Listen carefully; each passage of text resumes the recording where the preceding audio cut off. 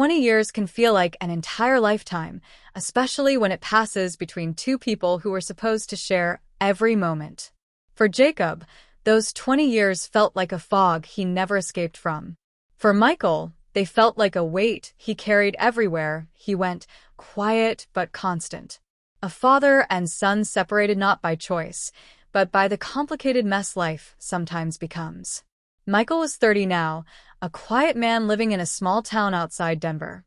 He worked long hours at the hardware store, lived in a modest one-bedroom rental, and kept most of his thoughts to himself.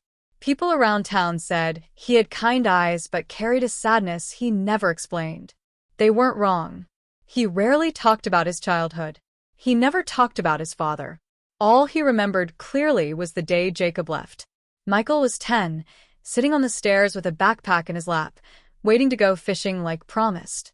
Instead, he heard shouting, his parents' frustration echoing through the house. Then a door slamming. Then silence. By the time he walked outside, Jacob's truck was gone. He never came back. Years passed. Birthdays, school plays, graduation. Michael kept looking for a familiar figure in every crowd, in every parking lot, even in diners when he stopped for coffee. But Jacob never showed up. Eventually, Michael trained himself to stop expecting it.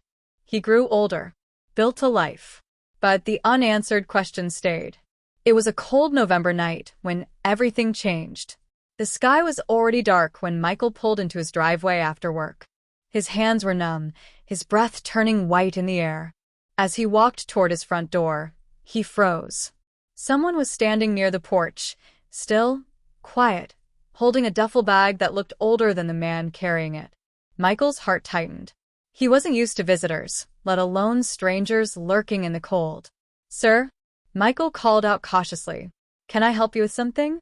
The man stepped forward. Slowly, almost painfully. And when the porch light touched his face, Michael felt time stop. Gray hair. Deep, tired eyes.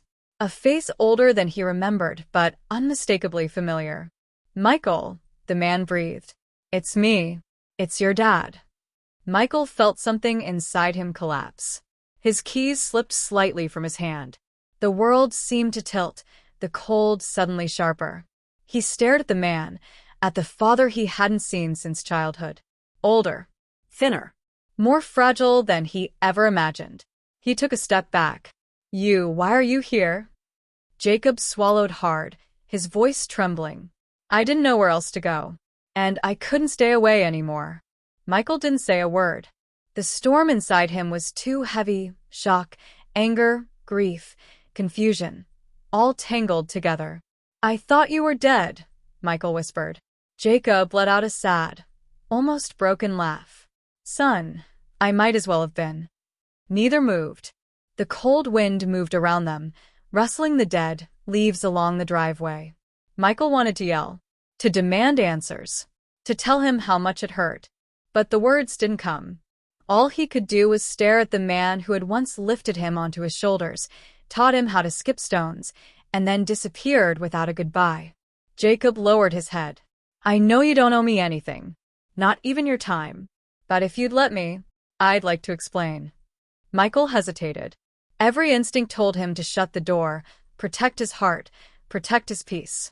But something else, something deep, kept him rooted where he stood. Finally, he sighed and gestured toward the door. "It's cold. Come inside." Jacob looked almost shocked by the invitation. He nodded and followed slowly, limping slightly, as if each step carried the weight of 2 decades. Inside, Michael poured coffee for both of them. He set the cup in front of Jacob, then sat down across the small kitchen table, hands locked together tightly. Jacob's fingers trembled around the cup. "Your mom and we were falling apart long before that last day. I wasn't strong enough to fix it. And instead of staying and fighting, I ran. I thought I was doing you a favor. I thought leaving would spare you the arguments, the chaos. But I was wrong, son. So wrong." Michael didn't look at him. His jaw tightened. "You could have come back. You could have called." Jacob nodded slowly. "I know. And every year that passed, it felt harder. Shame grows quietly. And guilt, It becomes a place you get stuck in. Michael said nothing, but his eyes softened just a little. Not forgiveness, just understanding. Jacob took a shaky breath. Last month, a doctor told me I needed to slow down. My health isn't failing, but it's not good either. I realized I couldn't keep carrying this regret without at least trying to make things right. I didn't come to ask for anything, just the chance to look my son in the eyes again. Michael's chest tightened. He wasn't ready for this kind of truth. Not tonight. Not after 2 decades of silence. He stood and walked toward the window, staring out at the quiet street, the empty sidewalk, the dark Colorado sky. I don't know what I'm supposed to feel right now. That's okay, Jacob said softly. I'm not expecting forgiveness. I just needed you to know the truth, even if it doesn't change anything. Michael kept staring out the window. His voice came out rough, almost breaking. You can stay tonight. Just tonight. We'll talk tomorrow. Behind him, Jacob exhaled shakily, his eyes shining. Thank you, Michael. That's more than I deserve. Michael didn't turn around. He couldn't. If he saw his father's face right now, he wasn't sure what would spill out, the anger or the grief. Jacob sat quietly at the table, shoulders bowed, like a man who had been running from his mistakes for 20 years and finally had nowhere left to run. Michael closed his eyes, fighting the memories, the questions, the ache he thought he buried long ago. He didn't know what tomorrow would bring. He didn't know if he could trust this man again. But for the first time in 20 years, the conversation had begun. Morning arrived quietly, with a soft gray light stretching through the thin curtains of Michael's living room. The house felt different, heavier than usual, like the walls themselves understood a long-buried truth had stepped back inside after 20 years. Michael barely slept. Every time he closed his eyes, memories from childhood mixed with last night's conversation, his father's face, the regret in his voice, the strange mix of anger and longing that kept twisting in his chest. He wasn't ready to forgive, but he wasn't ready to push the man away either. When he walked into the kitchen, he found Jacob awake, sitting on the couch with a blanket folded neatly beside him. Jacob looked older in the daylight, deep lines carved into his forehead, shoulders sagging with fatigue. Morning, Michael said quietly. Jacob looked up. Morning, son. Then he corrected himself. Michael. Michael nodded slightly. Did you sleep? A little, Jacob replied. This couch is more comfortable than it looks. Michael didn't smile, but he appreciated the attempt at lightness. He poured 2 cups of coffee and set one on the table near Jacob. They sat in a silence that wasn't hostile, just heavy. You said you wanted to explain more, Michael finally said.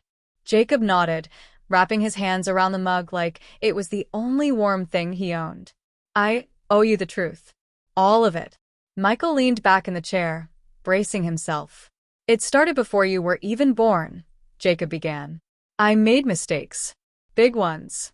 I struggled with drinking. Not the kind that puts you in jail, but the kind that makes you unreliable. Your mom got tired. I got defensive. We were 2 tired people trying to raise a kid while barely holding ourselves together. Michael stared at the table, his jaw tight. The day I left, Jacob continued, your mom told me she was done. She asked me to go cool down, get help clear my head. I should have come back. But part of me felt unwanted. And another part felt like I'd already failed you so deeply that maybe walking away was better than staying and ruining more. Michael looked up slowly. You think leaving was better? No, Jacob said quickly. I know now it wasn't. I know it broke you. It broke me too. But at the time, I convinced myself it was the right thing. Then why didn't you return when things calmed down? Michael asked, voice tight with 20 years of hurt. Jacob rubbed his forehead, his voice trembling. Because I was ashamed.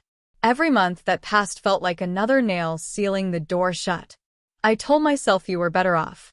I told myself you probably forgot me. Eventually, I started believing it. Michael exhaled shakily. I didn't forget. Jacob's eyes softened, filling with pain. I know that now. I see it. Another silence fell over the room, but this time it wasn't cold. It was reflective, uneasy, but real. Michael broke it first. What have you been doing all these years? Jacob smiled sadly. Nothing worth bragging about. A few jobs here and there. Worked construction for a long time. Got injured. Bounced around small towns. I never built a real home anywhere. Didn't feel like I deserved one. Michael studied him. The story made sense. The limping. The worn-out bag. The tiredness in his eyes. You should have reached out, Michael said, softer this time. Jacob nodded. I know. I can't undo what I did, Michael. I can only try to be honest now. Michael stood up and walked to the window, staring out at the frost on the grass. I spent my whole life wondering why I wasn't enough. Why you didn't come back. Jacob swallowed hard. You weren't the reason I left. You were the reason I survived the years after. Michael turned, surprised. What do you mean? Jacob hesitated, then pulled something from his jacket pocket, an old, faded photograph. The edges were worn, the colors fading. It was Michael at 10 years old, squinting at the camera with a fishing pole in his hand. I carried this with me everywhere, Jacob said. Every job, every bus ride, every night, I slept in places I'm not proud of. You were the only thing that kept me going. I didn't come back, but I never stopped being your father. Not in my heart. Michael stared at the photograph, his eyes stinging with emotions he tried so hard to bury. A mixture of relief, anger, love, and grief. A storm with no clear direction. Why come now? Michael asked quietly. Jacob took a slow breath. Because I'm tired of running from the only person I ever truly cared about. Because I'm not getting younger. Because life doesn't give infinite chances. And because I couldn't live with myself if I left this world without at least trying to know you again. Something in Michael cracked, not a break, but a shift. A space opening. A gentleness he didn't expect. He sat down again. Slowly. Carefully. I can't promise anything. I can't just erase the past. I'm not asking you to, Jacob said. I just want time. A chance to rebuild something, anything. Even if it's small. Michael nodded. I can give you time. Jacob closed his eyes for a moment, as if trying not to cry. Thank you.